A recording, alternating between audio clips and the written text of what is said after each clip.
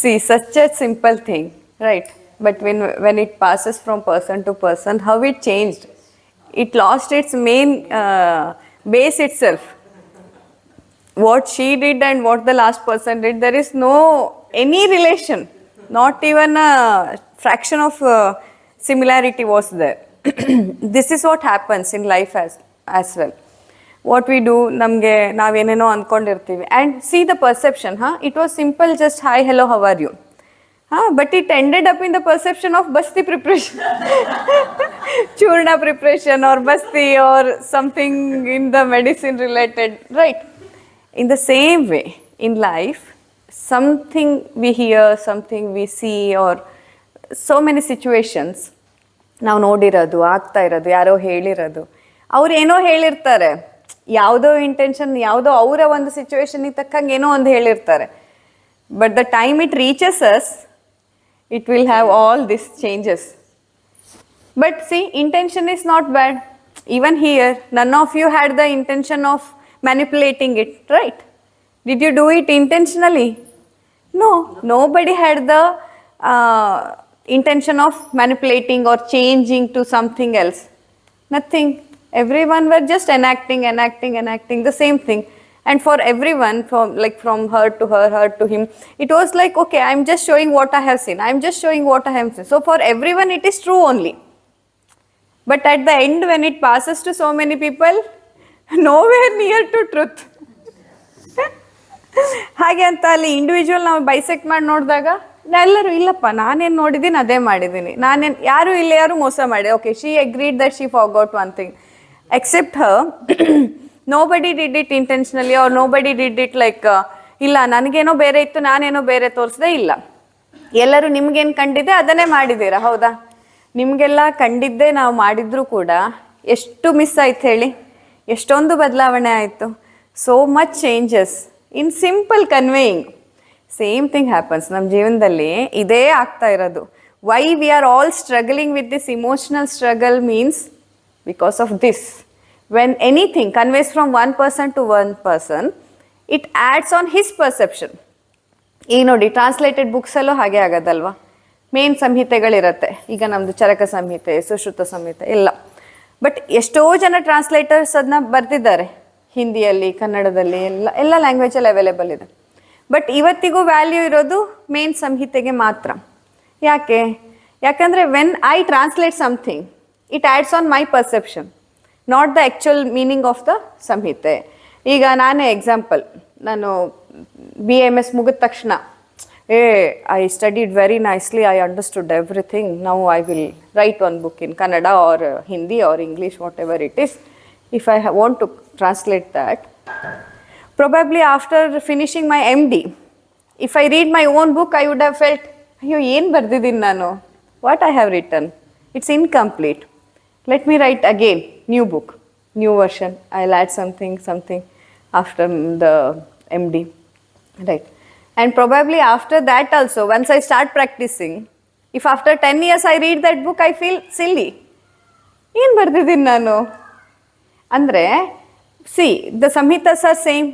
Samhita, which is written in the Sanskrit 4,000 to 5,000 years back, it is still the same. Nobody dared to change that. Nobody dared to even change a single word of that. It is same, ditto, and nobody even could prove it wrong. ಯಾವುದೇ ಒಂದೇ ಒಂದು ಸೆಂಟೆನ್ಸಲ್ಲಿ ಕೂಡ ಆಯುರ್ವೇದ ಸಂಹಿತೆಗಳಲ್ಲಿ ಇಲ್ಲ, ಇದು misprint ಆಗಿದೆ, ಇದು ತಪ್ಪಾಗಿದೆ, ಇದು ಮಿಸ್ ಆಗಿ ಚರಕ ಬರೆದ್ಬಿಟ್ಟಿದ್ದಾರೆ ಅಂತ ಇನ್ನೂವರೆಗೆ ಯಾರೂ ಅದನ್ನ ಪ್ರೂವ್ ಮಾಡೋಕ್ಕಾಗಿಲ್ಲ ತಪ್ಪು ಅಂತ. ಆ ರೀತಿ 4,000 to 5,000 ಇಯರಿಂದ ಸೇಮ್ ಇರೋ ಸಂಹಿತೆ ಕೂಡ ಹೇಗೆ ಒಬ್ಬ ವ್ಯಕ್ತಿ ಅದನ್ನ ಒಂದೊಂದು ಸಮಯ ನಂತರ ನೋಡ್ತಾ ಹೋದಾಗ ಏನಾಗತ್ತದು ಡಿಫ್ರೆಂಟ್ ಅನಿಸತ್ತೆ, ಮೀನಿಂಗ್ ಬದಲಾಗತ್ತೆ, ಅದರ ಆಳ ನಮಗಿನ್ನೂ ಜಾಸ್ತಿ ತೋರ್ತಾ ಹೋಗುತ್ತೆ. ಹೀಗೆ ನಮ್ಮ ಪರ್ಸೆಪ್ಷನ್ ಆ್ಯಡ್ ಆಗತ್ತೆ. ಇಲ್ಲಿ ನೋಡಿ, ಬದಲಾಗಿರೋದು ಸಂಹಿತೆ ಅಲ್ಲ, ಬದಲಾಗಿರೋದು ನನ್ನ perception, my perception towards the samhita or towards the meaning of that samhita just after finishing my graduation will be totally different. It's a very superficial one, but we will be thinking that, oh, I have become a doctor, I learnt everything now ಅಂತ. ಆಮೇಲೆ MD ಆದಮೇಲೆ ಇನ್ನೂ ಗರ್ವ ಬಂದಿರುತ್ತೆ, MD ಎಲ್ಲ ಮಾಡಿದ್ದೀನಿ ನಾನು, ಎಷ್ಟು ಕಲ್ತ್ಕೊಂಡಿದ್ದೀನಿ ಅಂತ. ಬಟ್ ಅದು 10 ವರ್ಷ ಆಗಷ್ಟರಲ್ಲಿ ಎಲ್ಲ ಬದಲಾಗಿರುತ್ತೆ. ಸಂಹಿತೆ same, that is constant. In the same way ಇವಾಗ ಲೈಫಲ್ಲಿ ಕೂಡ ಯಾರ್ಯಾರೋ ಏನೇನೋ ಹೇಳ್ತಾ ಇರ್ತಾರೆ.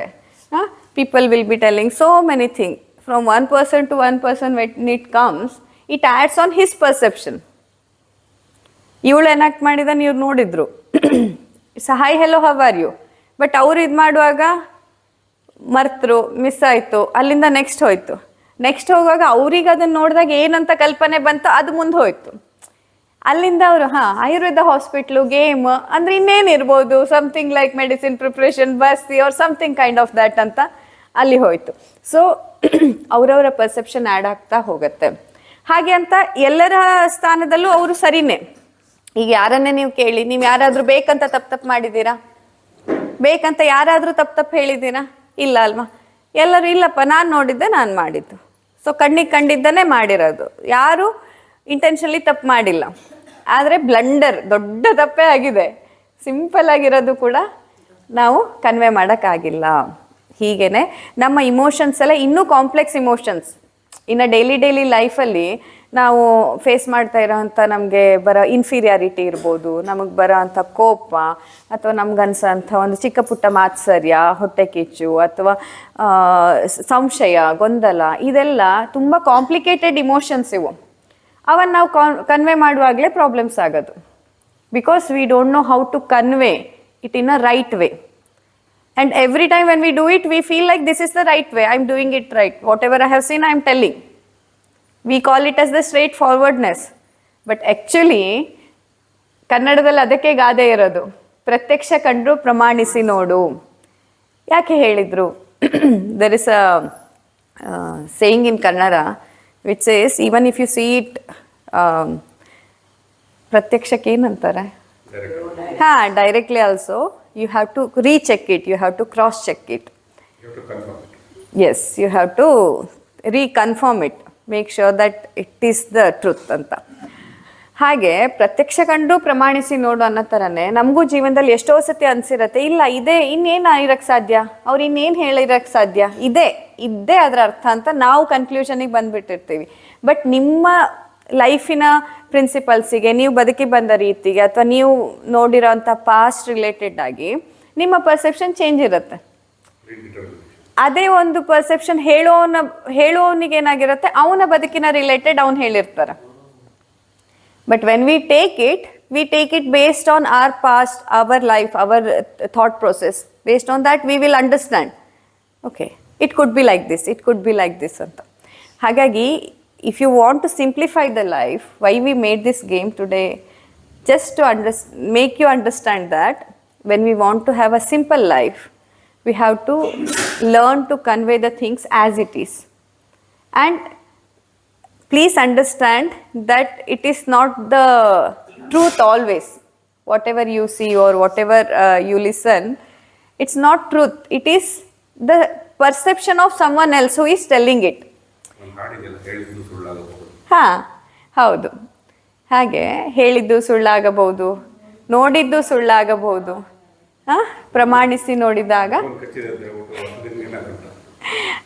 ಅದೇ ಥರ ಇದು ನೋಡಿ, ಈ ಕತೆ ನಾವೆಲ್ಲರೂ ಕೇಳಿರ್ತೀವಿ, ಹೌದಾ? ನಮ್ಗೆಲ್ಲರಿಗೆ ಗೊತ್ತು, ಇದರ ಕತೆ ಗೊತ್ತು, ಈ ವಿಷಯ ಅನ್ನೋದು ಎಲ್ಲರಿಗೂ ಗೊತ್ತು. This is not the first time you are listening to this. You know, all of you know that it happens.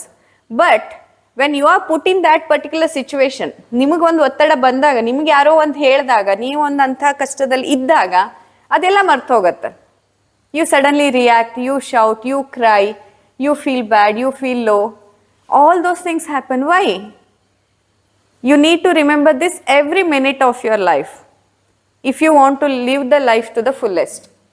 ಯಾಕಂತಂದರೆ ಆ ವ್ಯಕ್ತಿಯು ಅವರವರ ಜೀವನಕ್ಕನುಸಾರವಾಗಿ ಏನೇನೋ ಹೇಳ್ತಾ ಇರ್ತಾರೆ. That doesn't mean that you have to take it as a final conclusion. Right? ನೀವು ಅದನ್ನು ಕೇಳಿಕೊಂಡು ನಿಜಕ್ಕೂ ಅದರಲ್ಲಿ ಒಂದು ಈಗ ಫಾರ್ ಎಕ್ಸಾಂಪಲ್ ಯಾರೋ ನಿಮ್ಮ ಬಗ್ಗೆ ಏನೋ ಕೆಟ್ಟದನ್ನು ಹೇಳಿದರು, ಆಯಿತಾ? ನೀನೇನು ಹಿಂಗೆ ಇದು ನಿನಗಿಷ್ಟ ಆಗಲ್ಲ ಹೇಳಿಬಿಟ್ರು ಅಂದ್ಕೊಳ್ಳಿ, ಯಾವುದೋ ಒಂದು ವಿಷಯದ ಬಗ್ಗೆ. ಆಗ rather than feeling bad or good or what ever it is about that, just think, take a moment and think why he has told that, what is the reason for it, or is there any chance of my personality growth if I listen to him? anything you listen to anyone, rather than proving it's right or wrong, because you are not going to get anything. ನೀವು ಯಾವುದೋ ಒಂದು ವ್ಯಕ್ತಿಯನ್ನು ಸರಿ ಅಥವಾ ತಪ್ಪು ಅಂತ prove ಮಾಡೋದಲ್ಲಿ ನೀವೇನೂ ಗೆಲ್ಲಲ್ಲ ಅಲ್ವಾ. ಏನಾಗತ್ತೆ, ನೀನು ತಪ್ಪು ಅಂತ ಪ್ರೂವ್ ಮಾಡಿಬಿಟ್ಟೆ ಅಂತಂದ್ರೆ ನಿಮ್ಗೇನು ಸಿಗಲ್ಲ, ಅವಾರ್ಡ್ ಸಿಗಲ್ಲ. Rather than proving right or wrong, just think. ಅದರಲ್ಲಿ ಎಲ್ಲಾದರೂ ನಿಮ್ಮ ಒಂದು ವ್ಯಕ್ತಿತ್ವ ಬೆಳವಣಿಗೆ ಆಗೋಕ್ಕೆ ಅಥವಾ ನಿಜಕ್ಕೂ ನಿಮ್ಮ ತಪ್ಪೇನಾದರೂ ಒಂದು ಎಳ್ಳಷ್ಟು ಸಿಕ್ಕಿದ್ರು ಅದನ್ನ ಚೇಂಜ್ ಮಾಡ್ಕೊಳ್ಳಿ ನಿಮಗನ್ಸಿದ್ರೆ. ನಿಮಗೆ ನಿಜಕ್ಕೂ ಹೌದಲ್ವಾ ನಂದು ಇದೊಂದಿತ್ತು. ಬಿಕಾಸ್ ಎಷ್ಟೋ ಸತಿ we overlook our mistakes. For us we are perfect always, like always we think that no, this is right, whatever I have done right. When someone criticizes your work, rather than feeling bad for that, look for the opportunities for your growth. If there is any little chance for your personality growth, include that. Change your personality or change that perception towards that particular point. If there is nothing, if you can find nothing in that, if you just see that it's a plain jealousy, it's a plain the irritability or this thing, simply they are telling, if you don't get any point where you can grow your personality, then learn to ignore that. Because he is telling that because probably he has some, psychologically he is also dealing with so many things. ಜನ ನಮ್ಗೇನೋ ಹೇಳ್ತಿರುವಾಗ ಅವರು ಮಾನಸಿಕವಾಗಿ ಏನೋ ತುಂಬ ನೊಂದಿರ್ತಾರೆ, ಯಾವುದೋ ಕಷ್ಟದಲ್ಲಿರ್ತಾರೆ, ಅದರಿಂದಾಗಿ ಅವರು ಹೇಳ್ತಾ ಇರ್ತಾರೆ. ಸೊ ನಾವು ಅದಕ್ಕೆ ಕೂಗಾಡಿ ಕಿರ್ಚಾಡಿ ಯಾಕೆ ಹಿಂಗೆ ಹೇಳಿದೆ, ಹಂಗಲ್ಲ, ಹಿಂಗೆ ಅದು ಹಿಂಗೇನೆ, ಅದು ಹಂಗಲ್ವೇ ಅಲ್ಲ ಅಂತ ಪ್ರೂವ್ ಮಾಡೋದ್ರಿಂದ ನಮ್ಗೇನು ಸಿಗುತ್ತೆ? You are losing few precious moments of your life ಅಷ್ಟೇ. By proving him right or wrong or what ever it is, what you are going to gain? Nothing. nobody will award you for anything like that, ಅಲ್ವಾ? ಹಾಗಾಗಿ ಚಿಕ್ಕ ಪುಟ್ಟ ವಿಷಯಗಳು convey ಆಗುವಾಗ, ಒಂದು ವ್ಯಕ್ತಿಯಿಂದ ಇನ್ನೊಂದು ವ್ಯಕ್ತಿ ಬರುವಾಗ ಈ ಥರ ಮ್ಯಾನಿಪುಲೇಟ್ ಆಗೋದು ತುಂಬ ಸಹಜ. Don't overthink that okay he is manipulating the things or he is doing that. No, it is nothing. It is as simple as this. Nobody had the intention to manipulate, but it got manipulated when it passes from person to person. In the same way, ನಮ್ಮ ಲೈಫಲ್ಲಿ ಕೂಡ ಒಂದು ವಿಷಯಗಳು, ಕೆಲವೊಂದು ವಿಷಯಗಳು ಅಥವಾ ವ್ಯಕ್ತಿಯಿಂದ ವ್ಯಕ್ತಿಗೆ ಬರುವಾಗ ಏನಾಗುತ್ತೆ, ಅದು ಬದಲಾಗತ್ತೆ, ಅದು ಚೇಂಜ್ ಅನ್ಸುತ್ತೆ.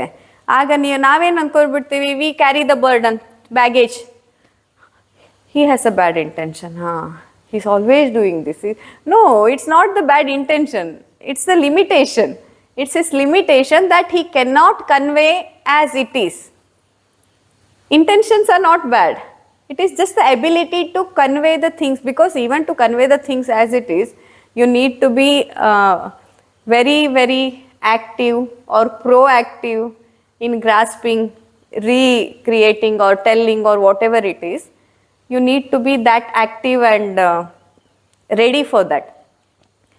ಒಮ್ಮೊಮ್ಮೆ ಇರಲ್ಲ, ಯಾವುದೋ ಇದರಲ್ಲಿ ಇರ್ತೀವಿ, ಏನೋ ಕೇಳಿರ್ತೀವಿ, ನಂತರ ಇನ್ನೊಬ್ರಿಗೆ ಹೇಳುವಾಗ ಇನ್ಯಾವುದೋ ಮೂಡಲ್ಲಿ, ಇನ್ಯಾವುದೋ ಝೋನಲ್ಲಿ ಹೇಳಿರ್ತೀವಿ. ನಾವು ಕೇಳಿರೋ ಝೋನಿಗೂ ಹೇಳಿರೋ ಝೋನಿಗೂ ಸಂಬಂಧನೇ ಇರಲ್ಲ. ಆಮೇಲೆ ಹೇಳುವಾಗ ಅವ್ರು ಕೇಳಿಸ್ಕೊಳ್ಳೋರು ಯಾವ ಝೋನಲ್ಲಿ ಇರ್ತಾರೆ ಅನ್ನೋದ್ರ ಮೇಲೆ ಅವ್ರು ಅರ್ಥ ಮಾಡ್ಕೋತಾರೆ. ಹಾಗಾಗಿ not always the intentions are bad, at least in the home. Main problem is in the home only, right, where we are living. So you don't get this emotional struggle with someone outsider, very rarely. If you are a celebrity, if you are dealing with so many people outside, then you will find. Otherwise, most of us are struggling inside the home only. ಅಲ್ವಾ? ಮನೆ ಒಳಗೆ ಗಂಡ ಹೆಂಡತಿ ಮಾಡ ಕಿರಿ ಕಿರಿ ಕಿರಿ ಕಿರಿ ಕಿರಿ, ಅತ್ತೆ ಸೊಸೆ ಕಿರಿ ಕಿರಿ ಕಿರಿ, ಎಲ್ಲ ಸಣ್ಣ ಸಣ್ಣ ರಿಲೇಷನ್ಶಿಪ್ಗಳ ಮಧ್ಯೆ ಕಿರಿಕಿರಿ, ತಂದೆ ಮಕ್ಕಳ ಮಧ್ಯೆ, ಪೇರೆಂಟ್ಸಿಗೆ ಮಕ್ಕಳಿಗೆ, ಜನ್ರೇಷನ್ ಗ್ಯಾಪು, ಎಲ್ಲ ಕಡೆ ಈ ಚಿಕ್ಕ ಚಿಕ್ಕ ಇಮೋಷ್ನಲ್ ಸ್ಟ್ರಗಲ್ ಆಗ್ತಾ ಇರೋದು ಫ್ಯಾಮಿಲಿ ಒಳಗಡೆ. And you need to understand, you are a family. You people are like loving each other and you people are caring for each other. So you cannot have the bad intention, you cannot have the intention of manipulating things and telling this ಎಲ್ಲ. Everyone is in the family, we are simply overthinking. ಏನೋ ಒಂದು ಹೇಳಿದ್ರ, ಯಾರೋ ಒಂದು ಹೇಳಿದ್ರು, ಯಾಕೆ ಹೇಳಿದ್ರು, ಅಯ್ಯೋ ಯಾಕೋ ಹೇಳಿದ್ರು ಬಿಟ್ಬಿಡಿ ಅಲ್ಲ, ಹಂಗೆ ಬಿಡಲ್ಲ ನಾವಾದರೆ. ಅವತ್ತು ಆ ತಿಂಗಳಲ್ಲಿ ಹಿಂಗೆ ಹೇಳ್ಬಿಟ್ಟಿದ್ಲು, ಅದಕ್ಕೆ ನನಗೆ ಇನ್ನೂ ಬೇಜಾರು ಅವಳನ್ನು ನೋಡಿದ್ರೆ ಅಂತ, ಅಲ್ವಾ? ಅಷ್ಟೆಲ್ಲ ಅದನ್ನು ಇಟ್ಕೊಂಡು ಸಿ ಫಸ್ಟ್ ಆಫ್ ಆಲ್ ನಮ್ಮ ತಲೆಯಲ್ಲಿ ನಮ್ಮ ನೆನಪಿನ ಶಕ್ತಿ ತುಂಬ ಲಿಮಿಟೆಡ್. ನೋಡಿ ಈಗಲೇ ನೀವು ನೋಡಿದ್ರಲ್ವಾ, ಇಷ್ಟು ಚಿಕ್ಕದೆ ನಮಗೆ ನೆನಪಿಟ್ಕೊಳ್ಳೋಕ್ಕಾಗಲ್ಲ. Because we already have so much of memory baggage inside us. ಅಷ್ಟೇ ಚಿಕ್ಕದೇ ನಮ್ಮ ಹತ್ರ ನೆನಪಿಟ್ಕೊಳ್ಳೋಕ್ಕಾಗಲ್ಲ, ಜಾಗ ಇಲ್ಲ. ಸೊ ಜಾಗ ಇಲ್ಲದೆ ಇದ್ದಾಗ you need to be very careful what you want to keep and what you don't want to keep. You need to fill your memory plane with only beautiful things, good things. Don't keep the unwanted, unhealthy memories which is disturbing you. You accept it. I'm not telling that forget it. But don't give a space in your brain for that. But how to do that? Yes. To do that, we need to learn. Yeah, I'm coming to that point only because it's easy. Helad tumba easy. But while following, we all fail. We all fail that ಆಗಲ್ಲ. ಆ ಮೊಮೆಂಟಲ್ಲಿ we lose our calm or we lose our patience or we lose that ability to think at least, we react. So how can we do that is one thing is accepting the past as it is. This is my past, accept it, done. Whatever, okay, someone told me something, it's okay. Let him tell. What you are going to lose? Nothing. ಅಲ್ವಾ? ಈಗ ಯಾರೋ ಒಬ್ಬರು ಒಂದು judgement ಕಮೆಂಟನ್ನು ನಿಮ್ಮ ಬಗ್ಗೆ pass ಮಾಡಿದಾಗ it is not the final judgement ಅಲ್ವಾ? ಅವ್ರು ಹೇಳ್ತಿದ್ದಾರೆ, it's their opinion. But I have all the opportunity to prove it wrong or right by my actions, not by discussion. Whatever, you just focus on your life, you just focus on your work, you just focus on your responsibilities and the duties which has to be fulfilled right now. Forget about all these things. ಅದೇನಿದೆ, okay ಅದು ಆ ಸೈಡಿಗೆ ಅದ್ರ ಪಾಡಿಗೆ ಅದಿರುತ್ತೆ. ಈ ಮೂಮೆಂಟಲ್ಲಿ, ಈ ಕ್ಷಣದಲ್ಲಿ ನನ್ನ ಜವಾಬ್ದಾರಿ ಏನು, ನಾನೇನು ಮಾಡಬೇಕು, ನನ್ನ ಕರ್ತವ್ಯಗಳು ಏನು, ನನ್ನ ಮೂಲಭೂತವಾಗಿ ನಾನೀಗ ಮಾಡಲೇಬೇಕಾದ ಕರ್ತವ್ಯಗಳೇನಿದೆ ಅದರ ಬಗ್ಗೆ ಫೋಕಸ್ ಮಾಡೋವಂಥದ್ದು. ಹೀಗೆ ಮಾಡ್ತಾ ಹೋದಾಗ ಏನಾಗತ್ತೆ ಅಂತಂದರೆ we start to live in the moments. Why we are not coming out of the baggage? Because we are always living in the past or about the future ಅಲ್ವಾ? ಈಗ ನಿಮ್ಮಲ್ಲಿ ಯಾರ್ಯಾರಿಗೆ ಟೆನ್ಷನ್ ಇದೆಯೋ ಎಲ್ಲರೂ ನೀವೇ ಒಮ್ಮೆ ರಿಕಲೆಕ್ಟ್ ಮಾಡ್ಕೊಳ್ಳಿ, ನನಗೆ ಹೇಳಬೇಕಂತ ಇಲ್ಲ. ನಿಮ್ಮಲ್ಲಿ ತುಂಬ ಟೆನ್ಷನ್ ಕ್ರಿಯೇಟ್ ಮಾಡ್ತಾ ಇರೋ ವಸ್ತುಗಳು ಅಥವಾ ವಿಷಯಗಳು ಯಾವುದು? ಒಂದು ಹಳೇದಾಗಿರೋದು, ಅಥವಾ ಮುಂದೇನಾಗತ್ತೆ ಅನ್ನೋ ಭಯ ಅಲ್ವಾ? ಈ ಮೂಮೆಂಟಿಗೆ ಅಂಥದ್ದೇನೂ ಇಲ್ಲ ತಲೆಗೆಡ್ಸ್ಕೊಳ್ಳೋಂಥದ್ದು. ಈಗ ಆರಾಮಿದ್ದೀನಿ, ಆದ್ರೆ ಅದೇ ಅದು, ಅಥವಾ ನಾಳೆ ಹೀಗೆ ಹಾಗೆ ಅಂತ ಅಲ್ವಾ? ಸೊ ಈ ಬ್ಯಾಗೇಜ್ ನಾವು ಕ್ಯಾರಿ ಮಾಡ್ತಾ ಇರೋದೇ either because of the past or because of the future. If you start to live in the present, ಹೆಂಗೂ ನೋಡಿ ಹಳೇದೇನಿದೆ, we cannot change it, we cannot erase the past or we cannot make it like undo option ನಹಿ ಹೈ life में. So whatever it is done, it is permanent, it is done. Either it's the good thing, bad things, memories, scars, whatever it is already done. You need to accept that. You cannot find the reason for that. मेरे साथ ऐसे क्यों हुआ, या why I got all these things ಅಂತ ನೀವು ಯೋಚನೆ ಮಾಡೋದ್ರಲ್ಲಿ ಅರ್ಥನೇ ಇಲ್ಲ. There is no point in thinking about that because it's already done means done. ಆಗ ಹೋಗಿದೆ ನಿಮ್ಮ ಜೊತೆ. ಅದು ಯಾಕಾಯಿತು, ಹೇಗಾಯಿತು, ಹಣೆ ಬರಹಕ್ಕೆ ಹೊಣೆ ಯಾರು ಅಂತಾರಲ್ವ, ಹಾಗೆ ಆಗಿರೋ ಅಂಥದ್ದು. ಬಟ್ ನಾಳೆನೂ ಅಷ್ಟೇ, ನಾಳೆಯನ್ನು ನಾರಾಯಣ ಬಲ್ಲ ಅಂತಾರೆ. ಸೊ ನಾರಾಯಣ ಒಬ್ಬನಿಗೆ ಗೊತ್ತಿರೋದು, ಇನ್ಯಾರಿಗೂ ಗೊತ್ತಿಲ್ಲ. Even about tomorrow nobody knows what is there in your life tomorrow, day after tomorrow, what is going to come, nobody knows. You cannot even predict. You all have experienced so many times you will plan like this and you see that something is changing this way, that way, alteration in your plans, all these things happening, right, for everyone. So past and future both are not in our control. That's why we are getting more worried about these two things. But this present, right now what we are doing, it's in our control. If you utilize this, then definitely you can change the future and definitely you can heal the scars of the past. But if you focus more on changing the future and healing the past, it's not going to happen. You have to focus on the present first. For example, I'll give you one simple example. Let's say ನಿಮಗೆ ತುಂಬ ಭಯ ಇದೆ ಅಂತ ಅಂದ್ಕೊಳ್ಳಿ. ನೀವು ಯಾವಾಗಲೂ ದೇವರೇ ಹೆದರಿಕೆ ಹೋಗ್ಸು ನಂಗೆ ಹೆದರಿಕೆ ಹೋಗ್ಸು ಅಂತ ನೀವು ದೇವ್ರ ಹತ್ರ ಕೇಳ್ತಾ ಇರ್ತೀರ, ನಂಗೆ ಆಗಲ್ಲ, ಈ fearfulness. You are very a fearful person. I am giving one example. And you are always trying your best to overcome that fear, okay, fear of anything. So you're always praying to God that, oh God, please help me with that. I want to come out of this fearfulness, and you're always trying that, always thinking about that, always trying that, but never succeeded. ಯಾದ್ರೆ ಅದರಿಂದ ಹೊರಗೆ ಬರಕ್ಕೆ ಆಗ್ತಾನೇ ಇಲ್ಲ ನಿಮ್ಮ ಹತ್ರ, ಅಷ್ಟು ಭಯ. And let's say you have a kid with you, 2-year-old kid, just started walking, running, playing around. Okay, you came to Sasya Sanjeevini, night 8 o'clock for admission, in front of the reception. You came, a very new area, full of darkness, everywhere big trees. Huh? Many of you have experienced probably, first time when you came at the darkness. ಬಂದ್ರಿ, ಎಲ್ಲ ನೋಡ್ತಾ ಇದ್ದೀರಾ, already ನಿಮಗೆ ಅಷ್ಟು ಭಯ ಇದೆ, ಮೊದಲಿಂದನೂ ಭಯ, ಸಿಟಿಯಲ್ಲಿ ನಿಮ್ಮದೇ ಬೆಡ್ರೂಮಲ್ಲಿ ಇದ್ದರೂ ನಿಮಗೆ ಭಯ, ಅಂಥವ್ರು ಇಲ್ಲಿ ಬಂದಿದ್ದೀರಾ. ಅಲ್ಲಿ ಹೋಗಿ ನೀವು ಅಲ್ಲೇನೋ ಅಡ್ಮಿಷನ್ ಪ್ರೊಸೆಸ್ ಎಲ್ಲ ಮುಗಿಸಿ ಅಲ್ಲಿ ಸಹಿ ಇಲ್ಲಿ ಸಹಿ ಹಾಕೋಷ್ಟರಲ್ಲಿ ಯು ಸಿ ದಟ್ ನಿಮಗೆ ನಿಮ್ಮ ಮಗ ಕಾಣಿಸ್ತಾ ಇಲ್ಲ, ಅವನು ಓಡ್ತಾ ಎಲ್ಲೋ ಅಲ್ಲಿ ಕತ್ಲೆಯಲ್ಲಿ ಹೋಗ್ಬಿಟ್ಟಿದ್ದಾನೆ. You see that while going that road to ashram, no, where somewhere he just ran, your son. But what do you do that now? If there is no one else to help you, you will straight away run in that darkness, right? How can you do that? Already you are a person who is struggling to overcome the fear, and you have seen that it's not possible. I have tried all the meditation, all the treatment, whatever it is I have tried. It's never possible for me to come out of this fearfulness. But when that happens, I straight away run behind my son. Where are you? Where? In the darkness, this thing, I shout, I call him, I try to locate where he is, and I run. How it possible? It is possible because your love has increased than this fear. So in the same way, in the life, whenever you want to change something or you want to see some difference in your thought process, rather than focusing that one thing, fear, I want to focus on my fear, you will never overcome out of this.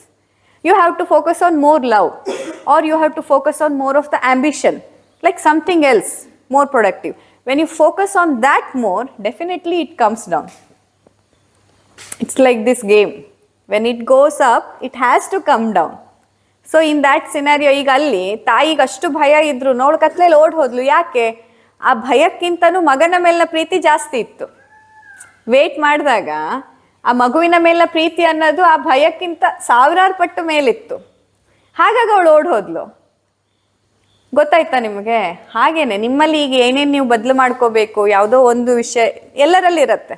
ಅಯ್ಯೋ ನನಗೆ ನಂದಿದೇ ಇಷ್ಟ ಆಗಲ್ಲಪ್ಪ ಅಂತ ನಿಮ್ಮಲ್ಲಿ ಇರುತ್ತೆ ಅಲ್ವಾ? ಅಂಥ ವಿಷಯವನ್ನು ಬದಲು ಮಾಡಬೇಕು ಅಂದಾಗ ಆ ಒಂದು ವಿಷಯದ ಬಗ್ಗೆನೇ ಯೋಚನೆ ಮಾಡ್ತಾ ಇದ್ರೆ ಆಗಲ್ಲ. Focus on something more productive or something more better which can enhance your personality. And when you shift your focus on that, definitely it gives you the result, and you see that effortlessly it is happening.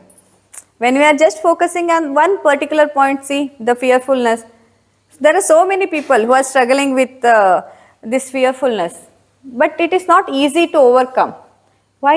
Because you are always focusing only on that fearfulness, rather than shift your focus and see.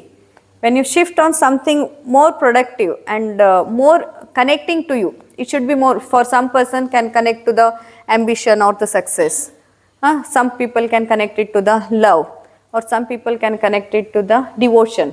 Like this, you have to think, or you have to search which one you can relate to easily.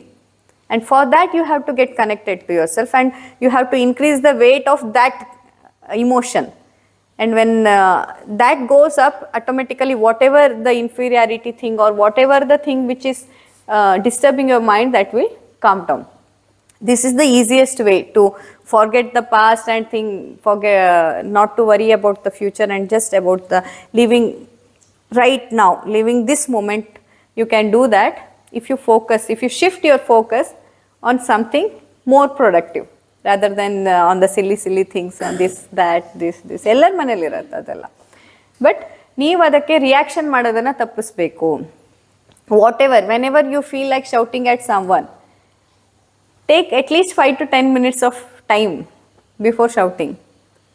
Just focus on your breathing, or do something, or distract your mind. At least 10 minutes. Wait before shouting.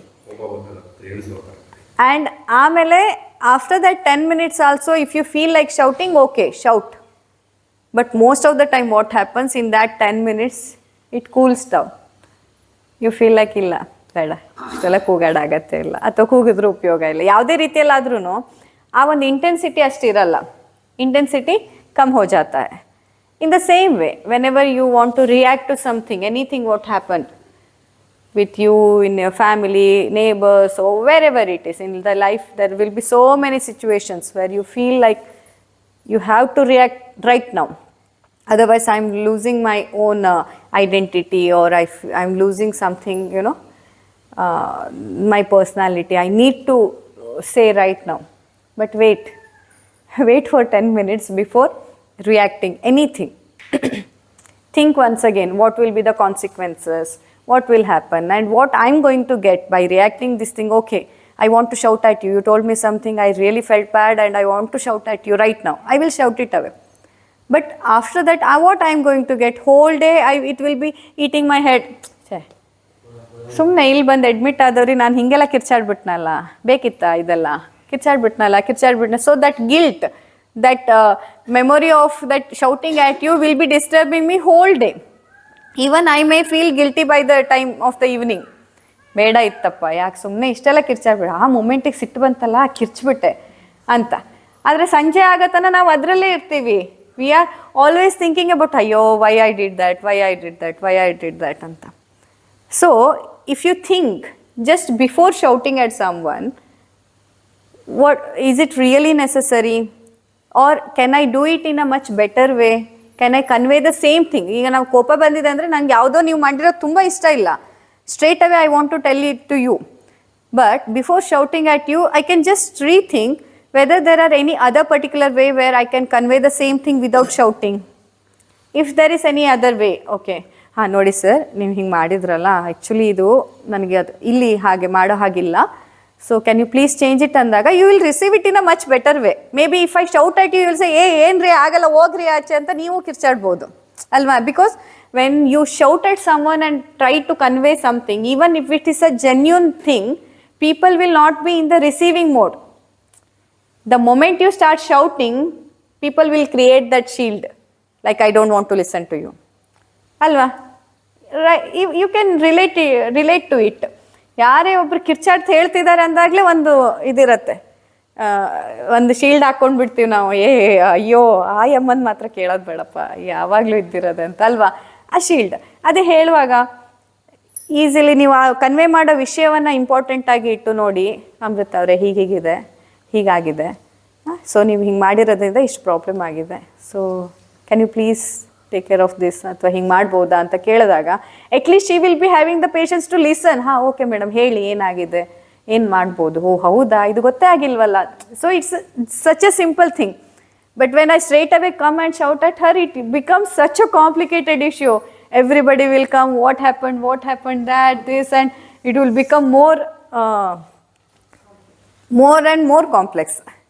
So, in your life, whenever you feel like shouting at someone, crying to someone, or expressing any unwanted emotions, I'm telling about this fear or the fight or superiority, inferiority, all these things. ಎಲ್ಲ ಈ unwanted ಇಮೋಷನ್ಸನ್ನು express ಮಾಡೋ ಮೊದಲು, even before you express any of these kind of the strong emotions, just take a minute, 10 minutes, and rethink how can you reframe or how can you convey the same thing without making a drama or without making it more ugly. Because at the end of the time, what exactly you are telling is truth, but the way you are telling it makes it more ugly that nobody want to listen to it. ಅಲ್ವಾ? ನಾವು ಹೇಳೋ ವಿಷಯ ಕರೆಕ್ಟೇ ಇರುತ್ತೆ, ನೀವು ಹೇಳ್ತಾ ಇರೋ ಕೋಪದ್ದಿರ್ಬೋದು, ನಿಮಗೆ ಕೋಪ ಬಂದಿರೋ ಕಾರಣ ಇರ್ಬೋದು, ಎಲ್ಲದು ಜೆನ್ಯೂನೇ. I am not telling that you are simply making it, everything is truth only. But the way we make the tantrums, ಇದೇನು ಮಾಡಿಬಿಡತ್ತೆ, ಯಾರಿಗೂ ಕೇಳೋದೇ ಬೇಡ ಅಂತ ಅನ್ನಿಸ್ಬಿಟ್ಟತ್ತೆ ಹಾಗೆ. So we have to take a moment to rethink and see the consequences. What I see after shouting at you, is it like even probably after 10 years I don't even remember you, alva? I don't even remember who, ayo ಅವ್ರು admit, ಇವರು ಯಾರ್ಯಾರೋ admit ಆಗಿದ್ರು ಹೋಗಿದ್ರು, ಅದರಲ್ಲಿ ಯಾರಂತಾನೆ ನನಗೆ ಗೊತ್ತಿರಲ್ಲ. ಅಂಥದ್ರಲ್ಲಿ I am losing these precious moments to fight with you. Such a silly thing, alva. Make sure you are shouting or you are reacting very quickly or strongly only for those things which is having a real consequences in your life even after 10 years. Because there are so many things which are very complex, which need to be taken care of in the initial stage. For that you have to speak. But there are so many little things which are not even mattering in your, like they don't even matter. They are not even considerable importance in your life. But still for that also we struggle a lot. If there is something very essential, when it comes to my profession, even after 10 years, if it is going to have an effect in my profession, definitely I will speak. Definitely I will take my action. Then and that is right because it has the impact on my life. ಈಗ ನಾನು ಹಂಗೆ ಹೇಳ್ದೆ ಅಂತ ಎಲ್ಲದಕ್ಕೂ impact ಆಗೋದಕ್ಕೂ silent ಕೂತ್ಕೊಳ್ಳಿ ಅಂತಲ್ಲ. I am not telling that you keep silent for everything. You have to speak where it is about your life, where it having that much of the strong impact on your life. You have to speak. But at least you can ignore the little things which have no significance in your life. Anta. Alva? Okay. Let's do the prayer for today. Yeah. Sit comfortably. Close your eyes. Come to Namaskara Mudra.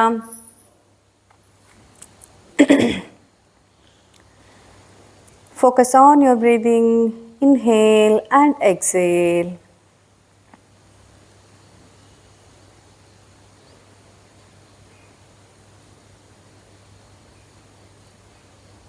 Let's pray all those people who are suffering with the pain right now. ಈ ಒಂದು ಕ್ಷಣದಲ್ಲಿ ಯಾರ್ಯಾರು ಜೀವನ ಮರಣದ ಮಧ್ಯೆ ಹೋರಾಡ್ತಾ ಇದ್ದಾರೋ, ಕಷ್ಟದಲ್ಲಿದ್ದಾರೋ ಅವರೆಲ್ಲರ ನಾವು ನೆನಪು ಮಾಡ್ಕೊಳ್ಳಿ. Pray for them.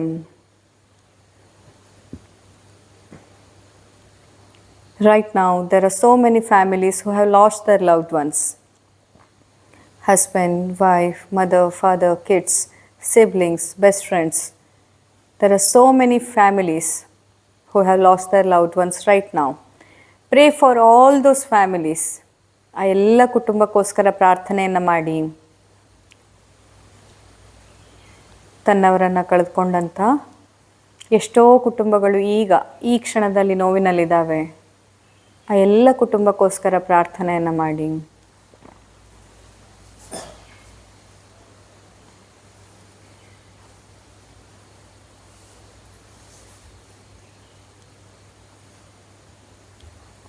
Pray for our soldiers. ನಮ್ಮ ಸೈನಿಕರಿಗಾಗಿ ಪ್ರಾರ್ಥನೆಯನ್ನು ಮಾಡಿ. ಅತಿಯಾದ ಮಳೆ, ಬಿಸಿಲು, ಗಾಳಿ ಎಲ್ಲವನ್ನು ಸಹಿಸಿಕೊಂಡು ನಮಗೋಸ್ಕರ ಅಲ್ಲಿ ನಿಂತಿದ್ದಾರೆ. ಅವರಿಂದಾಗಿ ನಾವಿಲ್ಲಿ ಸೇಫಾಗಿ ಕೂತಿದ್ದೀವಿ. Pray for all the soldiers and their families.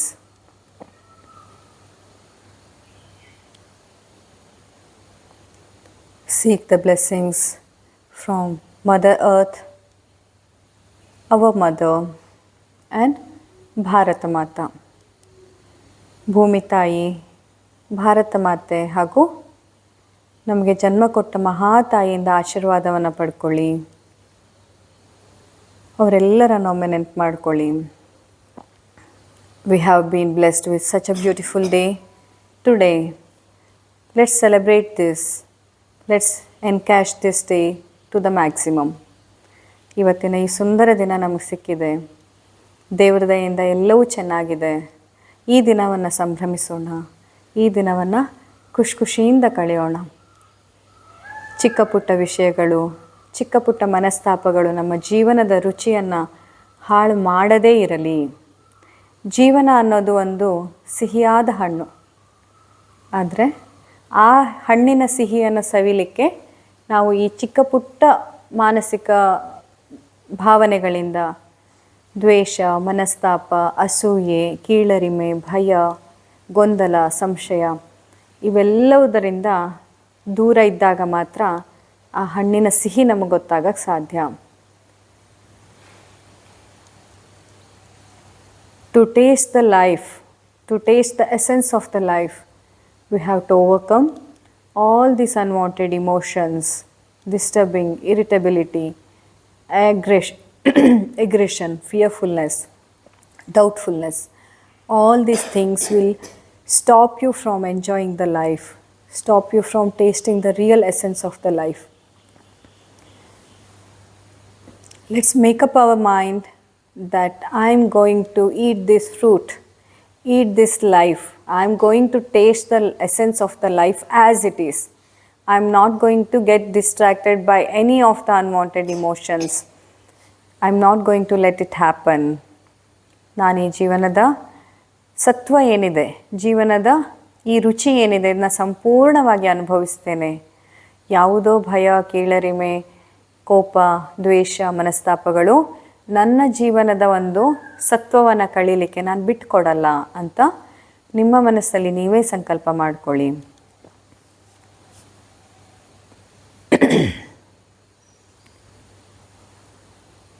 Say to yourself that I'm becoming better and better and better. I'm becoming better and better and better. ಇದೇ ಸಂಕಲ್ಪದೊಂದಿಗೆ ಇಡೀ ಜಗತ್ತಿಗೋಸ್ಕರ ಪ್ರಾರ್ಥನೆಯನ್ನು ಮಾಡೋಣ. ಲೋಕಾಹ ಸಮಸ್ತ ಸುಖಿನೋ ಭವಂತು ಅಂತ 3 ಸರ್ತಿ ಒಟ್ಟಿಗೆ ಹೇಳೋಣ. Let's chant. ಲೋಕಾ ಸಮಸ್ತ ಸುಖಿನೋ ಭವಂತು. ಲೋಕಾ ಸಮಸ್ತ ಸುಖಿನೋ ಭವಂತು. ಲೋಕಾ ಸಮಸ್ತ ಸುಖಿನೋ ಭವಂತು. ಓಂ ಶಾಂತಿ ಶಾಂತಿ ಶಾಂತಿ. Slowly rub your palms. ಎರಡೂ ಕೈಗಳನ್ನು ಉಜ್ಜಿ ಕಣ್ಣಿನ ಮೇಲೆ ಇಡಿ. Gently place it on your eyes. Enjoy the darkness, enjoy the warmth, and slowly open your eyes with a beautiful smile. Yes. Have a wonderful day. Shubha Dina. Thank you for attending. Thank you.